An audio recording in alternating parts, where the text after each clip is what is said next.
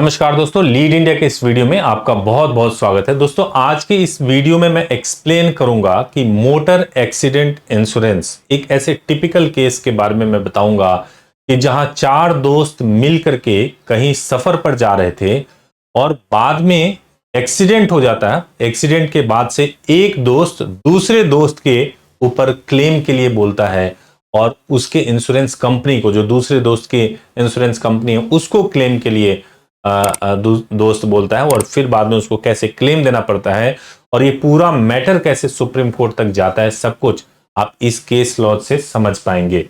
तो मैं आपको जो केस लॉज बताने जा रहा हूं ये मोटर एक्सीडेंट क्लेम को लेकर के है। केस का नाम सबसे पहले आप जान जाइए कि Anita Sharma versus new India insurance company limited. ये केस का नाम है Anita Sharma versus new India insurance company limited. इसमें आप बारीकी से जो नाम मैं बताऊंगा उसमें कंफ्यूज मत होइएगा। दो नाम आपको ध्यान में रखना है। एक नाम आपको संजीव का ध्यान में रखना है, ये संजीव आप देख लीजिए, और दूसरा नाम जो आपको ध्यान रखना है वो संदीप का नाम ध्यान रखना है। तो संजीव और संदीप ये दो नाम है, अलग अलग नाम है, इसमें आपको कंफ्यूज नहीं होना है। संदीप शर्मा जिसकी मैं बात कर रहा हूं, यही संदीप ने ही ये पूरा मैटर जो है सुप्रीम कोर्ट लेकर के गए हैं। आप इनके बारे में सुनिए। संदीप राजस्थान के रहने वाले थे। संदीप 25/3/2009 को 25 मार्च 2003 को अपने दो दोस्तों के साथ में, संजीव और दो और दोस्तों के साथ में ट्रेवल कर रहे थे वाराणसी, गाजीपुर से वाराणसी के लिए। यानी कि कार में कौन कौन था? संदीप थे, संदीप के साथ में संजीव थे और संजीव के साथ और भी दो लोग थे। ये ट्रेवल कर रहे थे। ट्रेवल कहां कर रहे थे? गाजीपुर से वाराणसी। आपको बताऊं कि जब ये ट्रेवल कर रहे थे तो संजीव वाज ड्राइविंग। जो कार जो चला रहे थे वो संजीव चला रहे थे, कार संजीव चला रहे थे और संजीव ही कार के ओनर भी थे। संजीव कार भी चला रहे थे और संजीव ही कार के ओनर भी थे। ये बहुत इंपॉर्टेंट है, ध्यान में रखिएगा। फिर क्या हुआ कि संजीव जब कार चला रहे थे तभी कार के दौरान ट्रक से एक्सीडेंट हुआ और ट्रक से एक्सीडेंट होने के बाद से चारों जो है बैडली इंजर्ड हो गए। आपको बताऊं कि बहुत ही बुरी तरह से इंजर्ड हुए। गाजीपुर हॉस्पिटल इनको पहुंचाया गया। गाजीपुर हॉस्पिटल में जब ये गए तो Sandeep refer to hospital in Varanasi. गाड़ी कौन चला रहा था? संजीव। गाड़ी किसकी थी? संजीव की। और उसमें जो सबसे ज्यादा इंजर्ड व्यक्ति था वो व्यक्ति संदीप थे और संदीप को 26/3/2009 को वाराणसी हॉस्पिटल में रेफर कर दिया गया। वाराणसी हॉस्पिटल में रेफर करने के बाद से 16/4/2009 को release from hospital but kept experiencing medical complications.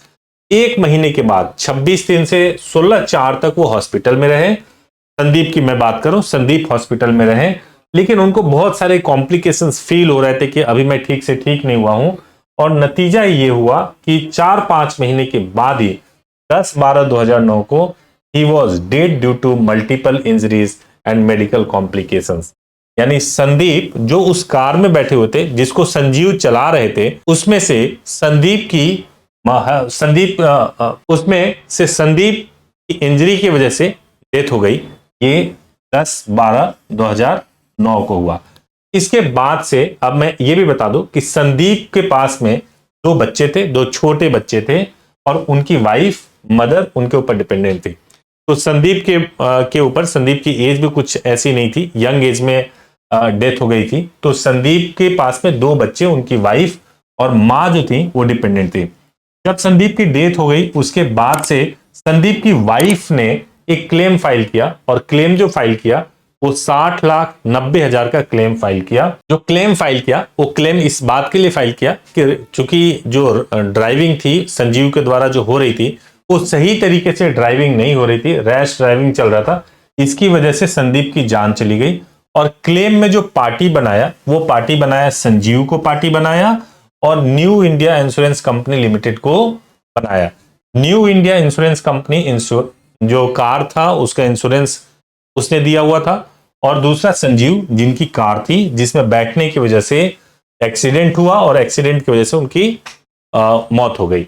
अब मैं आगे बताऊं कि 11 नंबर पे ये देखिए इंसिडेंट क्या होता है कि motor accident claim tribunal relied upon the eye witnesses awarded 16 lakhs 8,000 to wife, यानी कि मोटर एक्सीडेंट क्लेम ट्राइब्यूनल जो था वो जो संदीप की वाइफ थी उनकी बातों पे यकीन किया, विटनेस ने जो स्टेटमेंट दिया उस पे यकीन किया और 16,08,000 कंपनसेशन अवॉर्ड करने का आदेश दे दिया।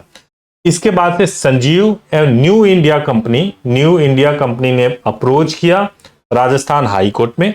राजस्थान हाई कोर्ट ने 23/7/2018 को ट्राइब्यूनल के फैसले को पलट दिया, सेट असाइड कर दिया और ट्राइब्यूनल के फैसले को पलट करके जो कंपनसेशन अवार्ड किया गया था उसको भी मतलब सेट असाइड ही कर दिया, यानी कि संदीप की फैमिली को कुछ नहीं मिला। उसके बाद से संदीप की फैमिली जो है वो जाती है सुप्रीम कोर्ट में और फिर संदीप की फैमिली को जो है अवार्ड किया जाता है। सुप्रीम कोर्ट का क्या आदेश है ये आपको समझना चाहिए। सुप्रीम कोर्ट ने अपहोल्ड किया ट्राइब्यूनल के फैसले को, सुप्रीम कोर्ट ने अपहोल्ड किया ट्राइब्यूनल के फैसले को और कहा कि ट्राइब्यूनल ने जो फैसला दिया था वो बिल्कुल सही फैसला दिया था, उसमें कोई कमी नहीं है, कोई गलती नहीं है। इसके अलावा ये भी कहा क्योंकि 2009 से ये मैटर 2018 तक चला गया तो और 2020 में आया था, 8 साल का समय हो गया था, तो इसके बारे में भी सुप्रीम कोर्ट ने कहा कि आपको 40% एनुअल इनकम जितनी डिजीज्ड पर्सन की यानी संदीप की जितनी होती उसका एनुअल इनकम 40%, उसका 40% आपको देना पड़ेगा।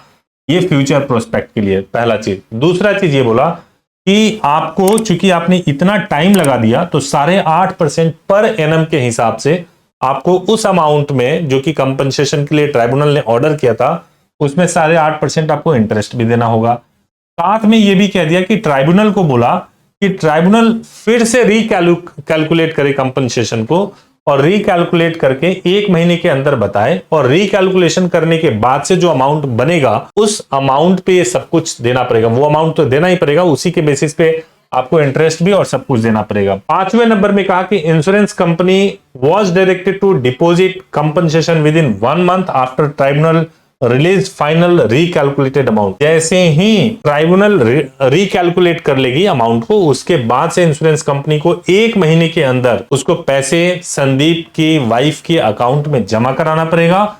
और छठे में एक रिमार्क्स भी किया कि सुप्रीम कोर्ट ने कहा high court should more Cognizant and holistic in its approach while determining validity of case facts and witnesses. तो ये अपने आप में एक बहुत ही बड़ा आदेश है और समझने वाला भी आदेश है। कोई सोच भी नहीं सकता कि आप किसी और के कार में बैठे हुए हैं, आपकी एक्सीडेंट की वजह से मौत हो जाती है, उसके बाद से कैसे आपकी फैमिली कंपनसेशन की मांग कर सकती है उस व्यक्ति से जो उस कार का ओनर है और जिसने उस कार को इंश्योर किया हुआ है। तो ये बहुत इंपॉर्टेंट केस था। अगर आपके पास में मोटर व्हीकल से रिलेटेड किसी भी तरह का कोई प्रॉब्लम हो आप हमारे हेल्पलाइन नंबर 8800444555 पे कॉल कर सकते हैं या फिर हमारी वेबसाइट leadindia.law पर विजिट कर सकते हैं। पर्सनली मुझे subhash@leadindia.law पर मेल भी कर सकते हैं। Thank you so much for watching this video. Thank you so much.